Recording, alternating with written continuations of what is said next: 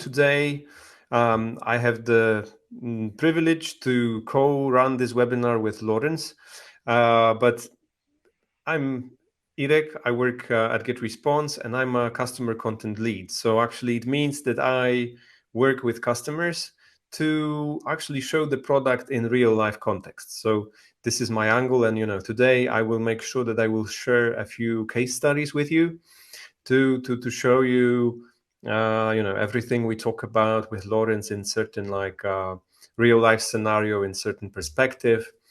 And Lawrence, could you say a few words about yourself? Hi, I'm Lawrence Bird. As I said, I'm based in California. I'm part of Vonage, and we are a global communications platform covering applications in contact center, unified communications, conversational commerce, and most important, APIs for building applications. And we're pleased to have GetResponse as a partner. We provide building blocks that many customers around the world use to build their applications, and that gives us a good broad perspective on what people are doing and exciting directions they're going in, as you'll hear today from GetResponse. So thank you. Cool. So let us go through the agenda quickly. So first of all, this webinar is planned for about an hour. So I think that we will, go through all the content in about 45 minutes, and then there's going to be a Q&A session. But obviously, I would like us to just use this time. And, if you feel that you have any question, just type in the chat, and we will make sure that all of the questions will be answered. We are recording this webinar, so you are also going to receive an email with the recording shortly after. And yeah, as I said before, so we would like to make it as interactive as possible. So whenever you have a question, just type it in the chat, and we will make sure that we provide the answer. And as we promised, we want to cover sort of 5 successful multi-channel strategies, things that we're recommending. Starting out with be where your customers are. Then we want to spend quite a lot of time on the concept of customer journeys and how it applies. We want to start to look at multi-channel. Particularly, we're going to focus on SMS today. And then how do you turn what are often notifications, I tell customers things, into actual conversations? What's the potential role of AI? And then how do I make this seamless? So with that, let's get going and have a look at, why are we doing this? We live in an experience economy now. Today's economy is about how do we connect and engage our customers. And if anything has happened through the pandemic years, it has dramatically increased consumer expectations. They're used to videoing with businesses as well as their grandparents. They're used to sending messages all over the place. They have a very good idea of what works and doesn't work. And they will know if your company doesn't work, and they will go elsewhere. I'll talk about a survey we do, but customers are very frustrated when things don't connect, when you don't use channels properly. So you are forced to look at communication channels, how you talk to your customers, how do you make them more flexible, how do you make them smarter and more intelligent, and how do you personalize them so they're relevant and not things that I just ignore? And why should I do that, Eric? Yeah, exactly. So we have a few items to share with you, a few data pieces. So this is from Gartner report, and it is fresh. This is, it's been published this year. And so actually 66% of users cite that revenue growth is the leading measurable benefit. So actually, if you apply multi-channel hub, multi-channel marketing hub, meaning an integrated platform that allows you to run multi-channel marketing campaigns, you will probably see revenue growth as the leading benefit. Also, 60% of marketing leaders cite that delivery of effective customer journeys across digital and non-digital channels is the most urgent challenge. So exactly as Lawrence said, the key here is actually to provide the best possible customer experience, and actually it's natural that you can do this by actually aligning your channels and providing this customer journey across digital and non-digital channels. And also 59% of marketers said they prefer to rely primarily on a single vendor. But this just I would say that the reason for that is that you actually want it seamless, as you mentioned, Lawrence, right? So actually, if you use several platforms but you integrate it, seamlessly, then I think that still you get this like experience as if you were using like a single vendor for all your channels. So the first thing we're going to talk about is channels. And the whole goal of channels is to be where your customers are. If all your customers are downtown, you should build your retail store downtown. If they're all in the suburbs, you should build in the suburbs. So where are your customers, and how can you reach them?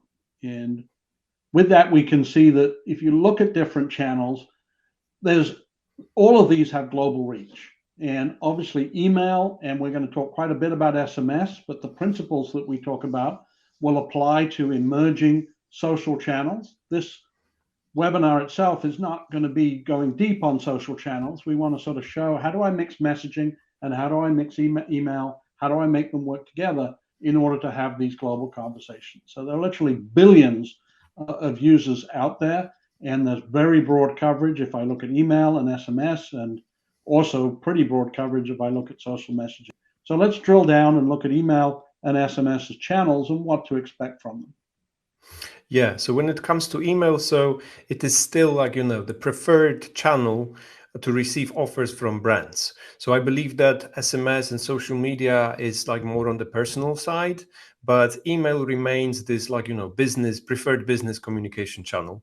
It is also cost effective because like usually, it's the price of your email marketing depends on the number of contacts you have in your list. So obviously here, like, the higher the quality of the contact list, the more cost effective it becomes. You also own the content and the list itself. So this is very important because, no matter what, you are still in touch with your subscribers, with people who actually agreed and wanted to receive emails from you. Also, I would say that one of the key benefits of using email as a marketing channel is the fact that you actually reach everybody in your contact list, provided that you are using like a professional email marketing software. There is this thing called deliverability, which means that, if you have 100 people in your contact list, you will reach 100. If you have 100 million people in your contact list, you will have this high deliverability that allows you to just reach the inbox of 100 million people, right? So this is something that the algorithm in social media platforms do not really allow. You can also fully personalize the content, and we are going to talk about it later on. You can also track results and measure ROI. So actually, when it comes to email marketing, it is very simple actually to just like, show the business results behind your campaigns. So it's not only about opens, not only about clicks, but right now you can track conversion and actually revenue per campaign, or like, revenue per email. And you can easily automate key campaigns. So here, I always like, I like to mention that welcome series and abandoned cart, these are like perfect campaigns to automate. And I will also provide you with a few examples. So some case studies are coming soon. So as we look at SMS, many of the benefits are the same, but all the channels work differently. They have different expectations from the consumer's point of view and different ways you would use. SMS is the most widely accessible messaging platform in the world and is also highly responded to. You send somebody an SMS, they will look at it. Very high look at and response rate. But it's much more intimate. Consumers on SMS hate spam. There's a lot of work going on to remove spam. So they don't want messages that they've not agreed to. What they want to receive is timely and personalized information that they've requested. So it's not an alternative to email in that, hey, I'll just tell everybody over SMS. It's something that's got a dovetail with email to be, okay, now I want to enter into a deeper conversation. I want to give information that's specifically personalized. Within that, providing you're being targeted with relevant messages, it's also cost effective. You own the list, you own the opt-ins. You can reach everybody, providing you're reaching them in ways that make sense to them based on how they've opted in. You can obviously personalize the content. You can track all the results in the system. You can easily automate key campaigns. The way the campaigns may dovetail may be a bit different. It's not the open welcome. It's let me tell you about the new product to the product that you've already bought. Let me re-engage. It's how does it supplement the conversation that you're having with customers? And let's look at that in the context of customer journeys. So the key thing that we want to emphasize, perhaps the most important thing in this webinar, is you have to deeply understand your customer journeys. And customer journeys are often not linear. They sort of go round and round. And we're going to sort of walk through a customer journey and give examples to show how different approaches at different moments in the journey make sense. And putting the whole journey together is what's really important. And let's start. So you may have different ways of viewing journeys, but so here is a way, but it's certainly adaptable to whatever way you look at customer journeys. But typically early on, customers are inquiring, they're comparing, they're trying to make a decision. They may come to a website, they may sign up for something, and suddenly you've seen them and you now want to engage. So this is the first step. How do I inquire? How do I compare? What would be examples of that, Eric? Yeah, so here I have an example from one of our customers, Landkaffee.pl. So this is an e-commerce, and they offer artisanal coffee. So if you want to buy, just some truly exceptional coffee, this is the place. And the founder and the business owner realized that his customers are people who understand the difference. He actually knew that, in order to buy this artisanal coffee, you need to know what it is. So you need to know, how does it differ from this like regular coffee that you can buy in just every supermarket. So here, as you can see, there is like a series of email, and this is fully automated. So I also wanted to make sure that you understand why I said that some key campaigns are perfect for automation, because here, as soon as somebody signs up through a web form on a website, first they receive the welcome email, and the welcome email is focused on the brand. So actually it explains, the name, for example. This is so cool because actually Łukasz, who is the founder, he likes traveling the world in his Land Rover, so hence the land. And he enjoys coffee. So this is like Landkaffee. So Land Coffee would be in English, right? This is Polish brand, so it's called Landkaffee. But it's a cool story because he was actually able to just build a business based on two things that he really enjoys in life. And this first welcome email actually informs you about the brand a bit and allows you actually to click and visit the blog, visit the website. So as you can see, just the first message actually makes your brand visible, more personal. So actually you get this sort of deeper understanding on what it is and what it stands for. And then you have this educational cycle. So actually you have 5 content emails, and they briefly explain the difference. You can probably see this email on top. This is an email with a map, and you have places where the coffee comes from, right? So you have Northern America, South America, Africa, and Asia. And actually this simple email actually explains a bit the difference that you can expect. So actually, if you want to have this coffee with, coffee hazelnut profile, it's going to be, it's better to actually choose the coffee from Africa. But if you are more into some, fruity flavors and more exotic aromas, right? So actually, this is going to be Asia. So, a person who's never tried this specialty coffee before, based on this short series, can basically just start to understand her or his needs, and basically, once you understand your needs better, it's so much easier for you actually to choose the right product. And the last email in the series is an email with a discount coupon. So actually, as soon as the education cycle is complete, then you can send this discount coupon because you know that, okay, you know everything you should know in order to make a decision. So yeah, perhaps this is the time to do it. And now I have one question related to this series, because we have measured the results. And let me just find the survey. Okay. If you could actually provide the answers to this question, because what do you think? What was the sales rate of this email series? I'm thinking about the whole series, so all the emails here. Oh, thank you so much for taking part in the poll. I can see that, we have already a few answers. Okay. 38% of participants, of people answered already. Okay, cool. Yeah, so actually we have 4 different options. So, and I'm not thinking about conversion, clicking through from an email and landing on a website. I'm thinking about sales rate. So actually, what percent of people actually bought the product after or during, this welcome series? Maybe just let's wait 10 seconds more, because I can see that some of us are still providing the answers. Thank you so much, because 70% of people already responded, which is great.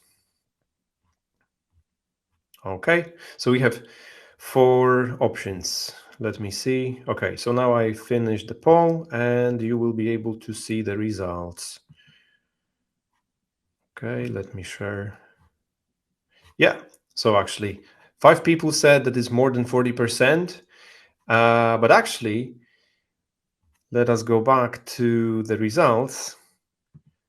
I think that you'll be surprised. Okay.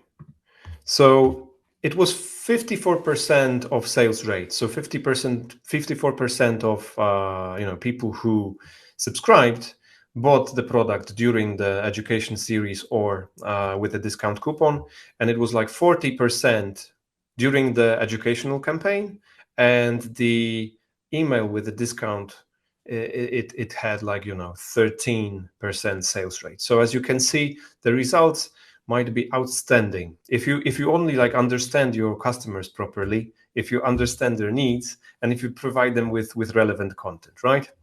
Cool. So thank you, and So over to you, with that, Lawrence. obviously, the more you can do up front while people are trying to make decisions between you and other people, the better you are. The customer journey then moves into a buying phase where there may be sort of questions, and we need more of a dialogue. And here's perhaps an opportunity to, simplify the dialogue if I want an SMS exchange, or make it rich with an email exchange. So let's have a look at an example of the buy stage. Mm-hmm. Yeah, and here actually I wanted to share with you another case study, and this is with Celsi. Celsi is also Polish e-commerce, but they sell furniture. So here we have a different product. We have a product that they analyzed that it takes around 6 weeks for people to decide on the proper furniture they want to buy. So this customer journey is definitely longer than the previous one, because if you want to buy yourself coffee, you don't need to think too much about it, because it's relatively a cheap product, right? But when it comes to furniture, there are so many different factors to take into considerations. But here I wanted to show you a test that comes from an abandoned cart series. And it's also very important to mention that, you want your emails and you want your messages to stay relevant, to be relevant. And very often, there are brands who actually have this abandoned cart message saying, hey, you left something in your cart, right? And I believe that, I think that most of us realize that they didn't purchase something, or they did it on purpose, probably because they wanted to see the delivery cost, right? Or the total price or some other parameter. But I wanted to share with you actually something that makes a difference. So based on the A/B test that Celsi, the marketing team at Celsi did, they wanted to measure the performance of their abandoned cart emails. And on the left, in the like upper left corner, you can see like a typical message that actually show you the products that you've left, and also like recommends you some other like, similar products, or maybe like related, maybe not similar, but related. And it turned out that when you add opinions of satisfied customers in this abandoned cart series, as you can see, the conversion rate doubles. So actually, instead of like 3.8%, they had like 7.7% conversion rate. And also, like at the bottom, you can see the same A/B test, but also with a discount code. So here, when they added opinions of satisfied customers and also like added a discount, like 10% discount, it actually almost like tripled, because it just jumped from 3.8 to 9.09%. So yeah, just wanted to like show you this context, because it just like provides so much interesting info. Oh, you're muted, Lawrence. Immediately after buying, then there's obviously a tracking process. The tracking process is excellent, where you can get permission and start to shift perhaps to an SMS communication. Obviously, you want to sort of follow up email, so I have an email in the same track, but I'm going to talk about where are my opportunities to start to go multi-channel here. How can I persuade the customer that I have additional information that will help them? Do you want to get tracking updates? Do you want to be told when it's delivered? Excellent opportunity to do that. And then the next step here is I'm now starting to use it. My coffee arrives, my furniture arrives. In this example here, my fitness application arrives. I now have questions. Where do I get answers to my questions? And let's have a look at an example there. Yeah, so here, this is like you have a screenshot from marketing automation and GetResponse, because I also wanted to make sure that, it is so easy actually to stay in touch with your customers, because I realized that also like, we usually like automate and we focus on lead generation. We focus on, campaigns that actually, they have this goal of like making our potential customers our customers. But then it is so important actually to stay in touch, to actually, like build those meaningful relationships.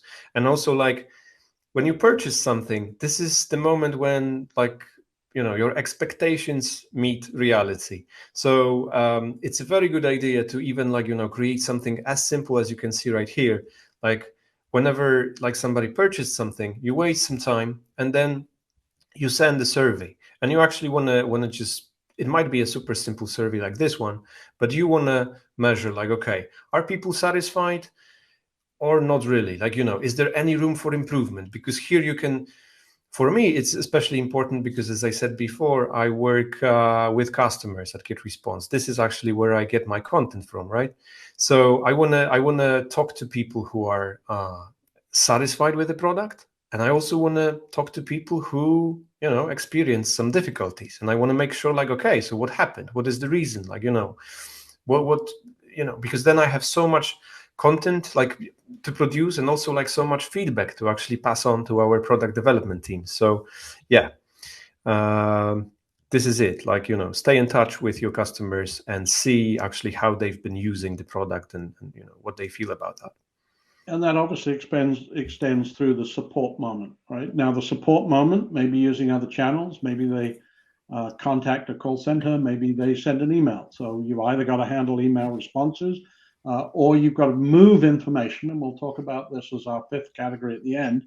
How do I get information to other places that the customer is now going to go? How do they know that they're on this journey?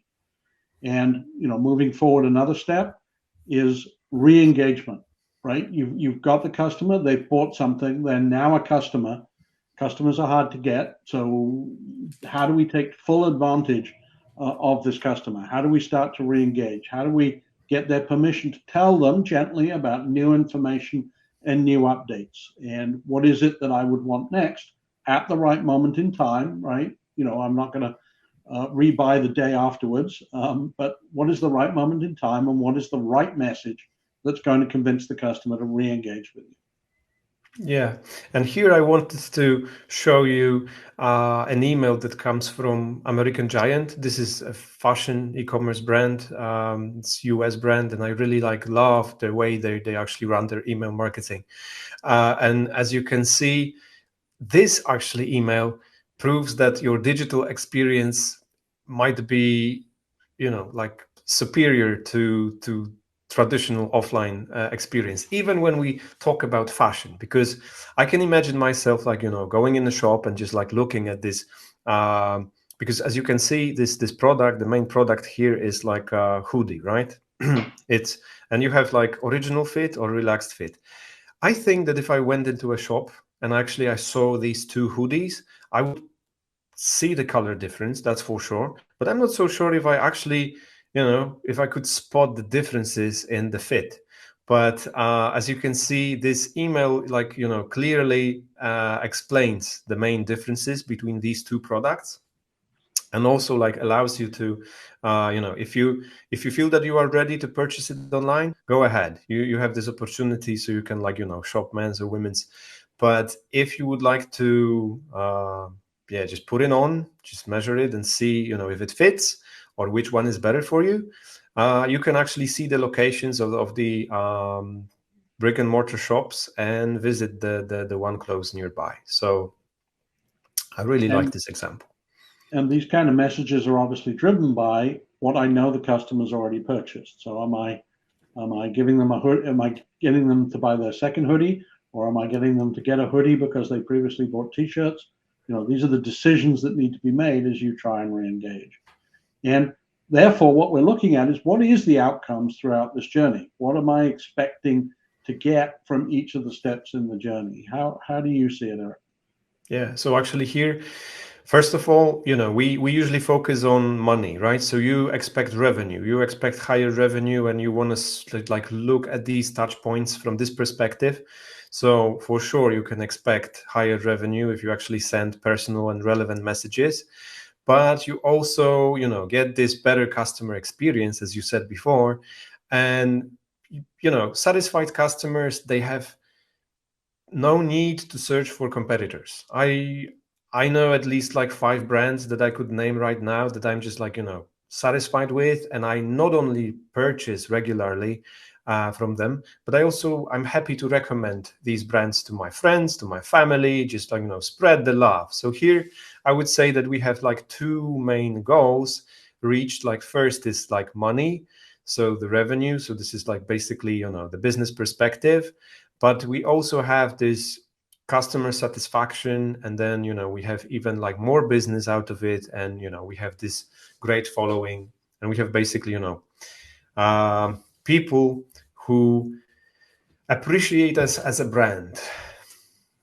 So as you look at the steps in your journey, it's not simply about did they buy, it's how am I continually increasing, customer satisfaction, customer loyalty, willingness to recommend as part of the cycle. And I want a mix of that and money because that drives future money. So we've mentioned SMS along the way. I now want to take an SMS perspective and say, well, where would we blend SMS in? You may already be using GetResponse for your email campaigns, as GetResponse now makes it possible to manage SMS campaigns. How do I blend them in and where? And as I suggested earlier, one of the key things is where do I opt in? And I want to suggest that there are use cases across the journey that we've just looked at, whether I'm inquiring, buying, tracking, using, re-engaging. There's various moments where I can come in. Obviously at the beginning where if I'm going to buy something, then I'm going to come and create an account. You're going to want to verify me. You're going to want to sign up in some way so that I can get the discounts, buy in, set up my account to be able to purchase. There's an opportunity there for campaign opt-in, right? Do you want to be able to receive updates? It may be too early for the customer, but you have an opportunity there. Once they start getting engaged in buying and tracking, you have the opportunity to get them to buy in terms of, do you want to get status, right? I want to know about scheduling and delivery. I want to know if it's a more complex product, if it changes, if there's some critical alert later on the product, I want to know about it. I want personalized updates. And you've got to do that with great caution. I don't know about you, but I get a lot of these messages that just say, would you like to receive boatloads of marketing messages from us? To which the answer is obviously no, right? It's not asking me, do you want this kind of information about this?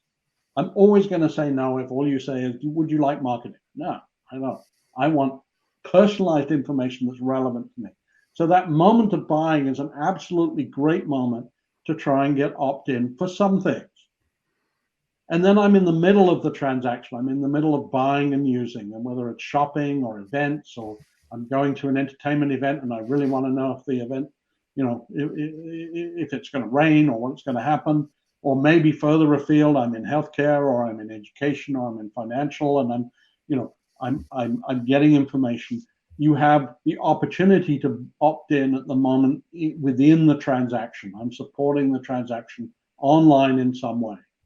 Obviously, if it's a physical thing, if it's coffee arriving at your doorstep, if it's furniture, then I've already bought it. But if what I bought is a ticket for an online event, then you have the event moment as a moment that you can do.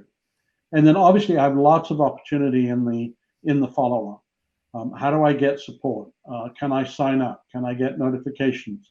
And then we get into the information sharing of how does that reach the contact center? What kind of knowledge can I give you access to through both email and SMS? What kind of post-buy campaigns or new offers or product updates?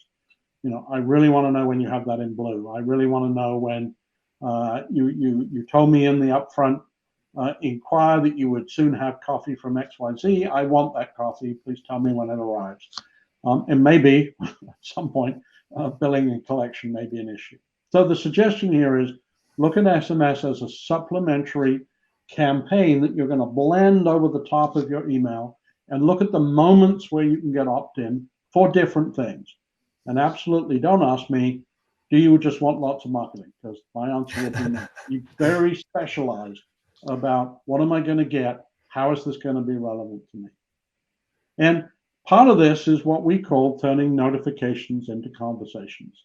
So if we look at the market, a lot of information sharing with customers, whether it's email, whether it's SMS, whether it's on the website, are much more notification based.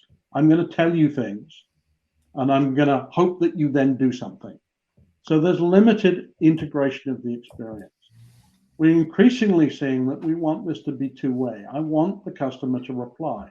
I want to turn this into conversations, what we would call two-way, potentially cross-channel, but particularly in-depth within the channel. How do I make the email channel really work for me? How do I make the SMS channel? Instead of just sending a message that says, go somewhere else, go to my website, go to my store, that's nice, but how do I make the channel work harder for me? And there's a sort of simple argument here, which is customers cannot have two-way conversations if the other end does not understand you and cannot respond. And you probably cannot afford to apply people to every possible two-way response as you scale. So you are going to need some help. And over time, you're going to introduce AI tools that help. AI tools that help you put more depth into the conversation, but can do that with automation. And that's something that we're very focused on here at Vonage.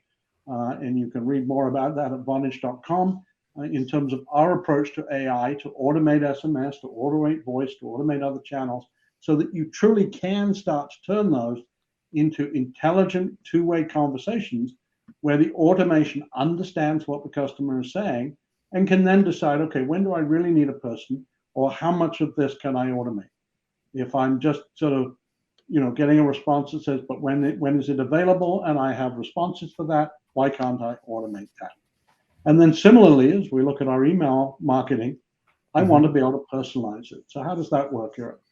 Yeah, so actually, for example, here at GetResponse, our perspective on AI and the usage is like at personalized product recommendations. So right now, for example, you can see the person that visits your website, then you can actually recommend some relevant products, based on the segment they are from, or any previous information that actually provided you with. So actually you have this very good starting point. Like as soon as somebody enters your website, they see, the kind of products that are relevant. And then you could also use this knowledge in a pop-up. So for example, let's imagine a situation that, you ran out of a certain product, but you can actually use a pop-up as a way to recommend something similar. So, you could still use similar fashion maybe, or, like fabric or fit, but actually, present some products that are similar. And obviously you could use the same information, the same data, and trigger the right emails. So actually, let's imagine a situation that, somebody was browsing a certain product category. So then we understand that this person was interested in the category itself, but perhaps, there is some information that they still need in order to make the proper decision, should I buy it or not? So you can also use emails to provide relevant content that matches the certain product category. So here, AI is a great way to just use it, because everybody will have their own dynamically changed and personalized content. So you don't need to think about it that much, because AI is basically better at joining several million dots at in a second, right? And also I wanted to share this piece of data that comes from also a report from a year ago. This one is from McKinsey, and it also shows the importance of personalization. So actually the right recommendations, for example, right? So 76% of consumers were more likely to purchase from company that personalizes messages, and also 78% were more likely to repurchase, and 78% were more likely to recommend. So as you can see, this actually goes along the journey. So we are not thinking about one-time purchase, and we are not even thinking about our regular customers who will visit us again and again, but we also think about people being satisfied, and people being satisfied enough as to recommend our brand to other people. Great. And so finally, we want to talk about, well, how do I make the whole journey? How do I make the journey that goes beyond the marketing moments? How do I make this seamless? How do I share the data is going to be the sort of fifth strategy that you must think about. And Vonage does a survey every year. We've just done our 11th survey, where we go out globally and we talk to thousands of consumers, and we ask them, how do you want to communicate? Which channels are you using? Which channels do you see growing? What are the frustrations you have? We've just completed our global survey for this year. You can go to vonage.com and click on the resources at the top, and you'll find it. You can download it. And what we're finding is that the customers have the same complaints that they have literally had for decades, which is things don't connect.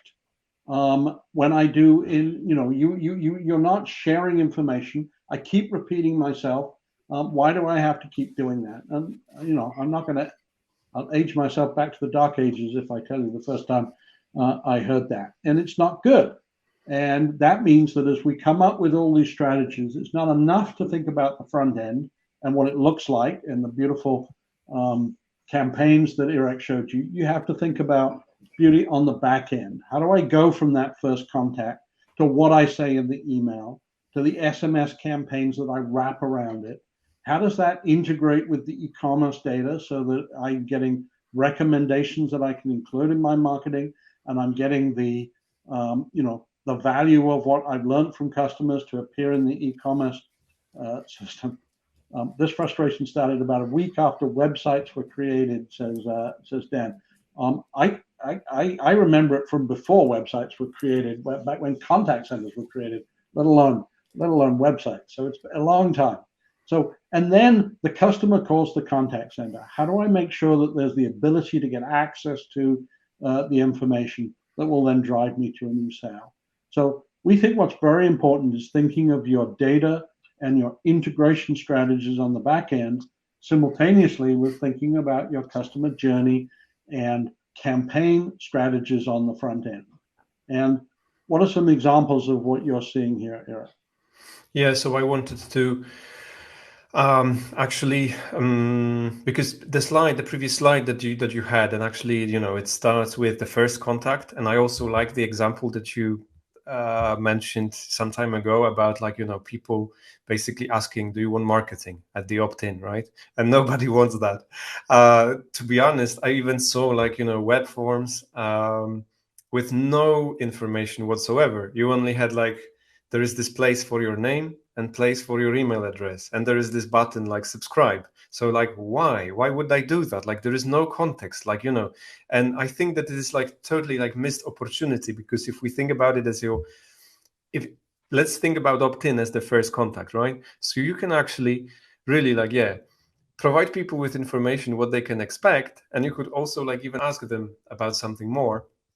And then next thing was the email, right, in the previous slide. So here I have 3 examples of emails that when we look at them, we see the beautiful design. Yeah, we read the copy, but actually it also translates to the back end of the things, because as you can see, these emails are, let's say, well designed with certain segments in mind. So actually what you want to do here is you want to use automation in this situation to not only send some information to people, but also to learn about them, right? About just find out their needs.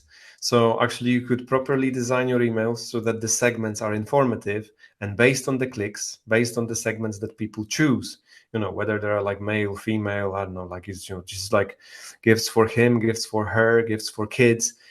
This is all data. So actually based on the click, you can also assign a proper tag. You can then form segments, and this way the front end and the back end actually can go together in order to actually collect the data, collect meaningful data first of all, and then you can use it and make sure that you use it across the channel, and you provide this multi-channel marketing experience that is just good enough, I would say.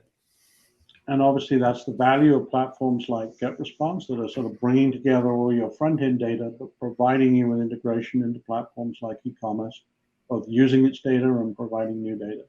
So this has been only a very quick touch on the data gathering problem. I'm sorry, we haven't solved this sort of multi-decade problem of getting all your data together. What we're emphasizing here is do not think about your marketing campaigns without thinking about who else is going to need that data and who else's data are you going to need. Make that a fundamental part of the design of what you're doing. And therefore, what you see here is how these 5 multi-channel campaign strategies fit together. You first got to think about channels, because you want to be where your customers are. You really want to understand the whole journey, and we sort of took you through in some length the different moments and how they're different, but what you need to do. There's the opportunity to start going multi-channel, and we talked about how SMS and messaging can play a sort of integrated role with email in your campaigns. We talked about, AI is going to become important because you want to have, over time, deeper conversations with customers, conversations that become more two-way, where you can't afford to have people sitting to answer every question, where the application of AI technologies and the easy application of AI technologies is going to be important in order to have those deeper conversations. And finally, in all of this thinking, think in terms of the underlying data. Where does it start? Where does it flow? How do you collect it? How do you differentiate the kind of different responses you have? And then how are you going to share it? So those are the 5 strategies that we've covered here. I hope taking a broader look than just how do I put together the perfect email, it's how do I put together the perfect journey? How do I put together the perfect data system in order to have deeper conversations with our customers? So thank you. And we're now available for Q&A. Please type your Q&A questions, and Eric will dig them out of the chat. Yeah. Thank you so much. And I also wanted to run a quick poll. So just give me a moment. I want to ask you about the marketing channels that you are going to prioritize in 2023. Because, we have discussed quite a few marketing channels with Lawrence today. To be honest, I was about to run this poll a bit earlier, but actually now I realized that, it's also a perfect time to do that. So if you could just, provide us with answers. What do we have here? Okay, cool. 10% of people already took part in the poll. Thank you so much. Okay. Guess what? Okay, maybe I'm going to share the results in a moment. Cool. We have almost like half the people. So simultaneously click on the poll, but also enter your questions, and we'll look at the questions that we have already. We have a couple of SMS questions, which I'll start to tackle when we finish the poll. Yeah. So maybe 5 more seconds, because more than half of you already answered. Thank you so much. Okay, cool. Thank you. So let's just see the results.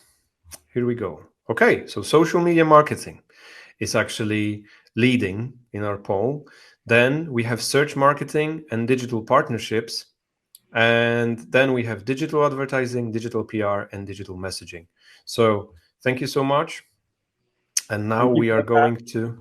What that shows is that you really are going to have to think about your multi-channel strategies. You're going to have to think about how do social channels, how do messaging channels, how do email channels, how do they fit together, so that when you do something in terms of social media marketing, you then get results from it, right? If I respond, what is an email campaign that look like that responds to a social messaging ad, right? What does a follow-on messaging stream look like? What more can I do within the messaging stream? So I'll tackle a couple of the SMS questions, and please ask other questions as we go along here. What types of SMS convert best for e-commerce? So what I was suggesting earlier was it's about relevance to the customer, right? As you get more and more intimate in your conversation, if I first just give you general information, but then I give you a specific sort of education flow in email, or I give you a particular response in SMS, it has to be relevant, right? What's most important is its relevance. So you can't do relevance if you've not started to gather data about the customer, and if your campaigns that you're running, in GetResponse, for example, are not personalized, if they're not, you're making decisions based on, well, I learned from what they responded to previously that they're interested in this, they bought this, what can I do? So I would say the best types are ones that are most relevant, and they're not going to be relevant to everybody. They're going to be relevant to the particular customer or prospect you're sending them to, and therefore they must be personalized. And you can't personalize it if you're not gathering a certain amount of data in every interaction. So it's not just that the email is beautiful or the text message is perfect. It's what information, what decisions is it asking me to make that I can then follow up on. And then the second question was about what's the right moment. Well, I suggested that it's possible to start to introduce multiple channels at every moment in the journey. And different customers are going to respond at different moments. Some people are going to say, yeah, this is quite a complicated decision. I really want to know if the price changes, or let me know about Black Friday deals up early in the inquiry stage. Other customers, you may really need to be in buying before they're willing to let you opt in. And you've got to make it sort of relevant to how will opting in make the product better, as opposed to tell me a whole bunch of stuff about, why I should buy the product I just bought, right? I get so many messages, a lot of follow-on marketing on the web is busy promoting to me the product I just bought, which seems to me completely stupid and a waste of time, right? I want to know what comes next. So how can I opt into what the follow-on for that product is? And then there's the sort of support and information moments later in the journey. Those are also opportunities to say, well, you're engaged with the product, you're talking to us. Can I send you information in this way? But once again, I've got to be very clear. What is the information I'm going to send you? We have a question from Dario, like what types of SMS convert best for e-commerce? So I answered that one. We've done that one. Oh, sorry. So actually, this is my bad. So we have a question from Denise. How easy or difficult is deployment? How long does it take to get started? So I think you should answer that in terms of GetResponse, Eric. And then there's another question from Danny. Yeah. So actually here, when it comes to email marketing, it is both like, easy and complex. So if you actually know your customers and if you know actually what, are their information needs, I would say that deploying like, an automated email marketing series is like very easy because first of all, we make sure that you do have templates for almost everything. So you can use email marketing templates in order to create those like, well-designed messages in no time. And we also provide you with templates for your first automated scenarios. So if you don't need any HTML knowledge, you don't need like email marketing team. All you need is actually to understand your audience, and then I'm pretty sure that running professional email marketing campaigns is not going to be a problem.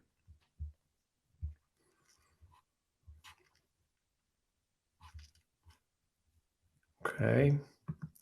Do we have any other questions? Yeah, we have one more question, but I wanted to add to your previous answer.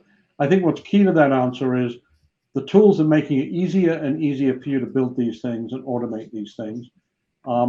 But the challenge is always in the thinking through, how is this going to work? Putting yourself in the customer, understanding their different needs, making it relevant. So the thinking is hard. The execution is becoming easier. But making easy execution, should not be taken as an opportunity to do bad marketing. It should be give you an opportunity to think more and do effective, targeted, thought through sequences and marketing. And that's where the skill comes. I don't know if you can bring Danny's question up. Yeah, here it is. So can you explain more about how you integrate the data for seamless communications between channels? So can you answer that maybe in terms of how GetResponse, how different campaigns within GetResponse can share data, share common customer data, etc.? Mm-hmm.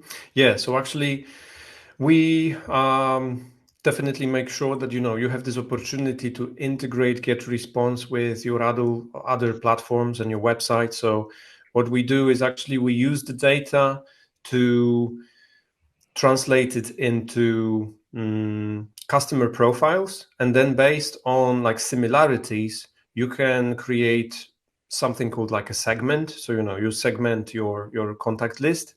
So you make sure that you actually know. Let's say we were talking about customer journey with Lawrence. So one of the ways to segment your contact list is actually to create segments based on the particular stage in the customer journey, right? So you know automatically, okay, who is like a subscriber, but who is a customer already, who is a returning customer, so then you can basically collect the data, but still you need to know how to use it. So as Lauren said, you shouldn't take technology, as an opportunity to do bad marketing, but actually you should just make sure that, okay, first of all, you need to realize like what is key information for you. So actually, what do you need to know in order to do really like good marketing? And then you just use the data in the platform and you create proper contact lists, create segments, and you can also like assign custom fields or tags to your contacts. So basically you build this like full customer profile, and then you make sure that you send the right messages to the right people at the right time. Okay, I think that's all the questions I currently see. If you have a final question, please put them in chat. Otherwise, I'd like to thank Eric and the GetResponse team for inviting Vonage to come along and share a discussion about how they're expanding their use of channels. And Vonage is always pleased to partner with innovative organizations who are making customer communications work better, connecting more people globally and turning notifications into deeper conversations that are targeted, that are personal, and that are richer as we go forward. So thank you for listening today, and thank you, Eric. Yeah, thank you, Lawrence, for joining us and for sharing, this knowledge. And it was really interesting. Thank you so much for joining us, guys. Thank you for all your questions, and thank you for being, so active. Yeah, and see you at the next GetResponse webinar soon. Thanks a lot.